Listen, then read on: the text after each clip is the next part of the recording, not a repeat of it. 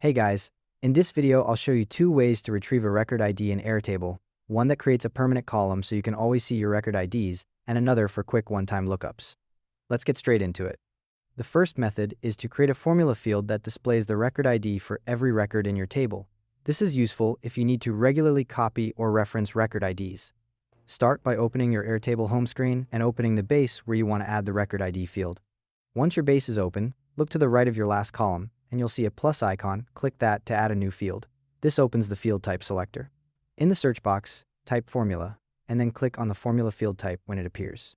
You'll now see a formula window where you can enter your formula, type in record_ID, open bracket, close bracket, so that's RECORD_ID,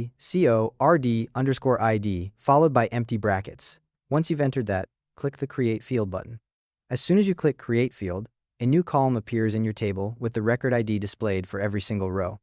The IDs all start with rec, followed by 14 alphanumeric characters. That's your unique identifier for each record.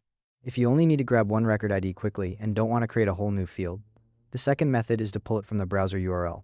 Open your Airtable home screen and open the base that contains the record whose ID you need. Find the record you're looking for in your table and click anywhere on that row to expand the record into its detail view.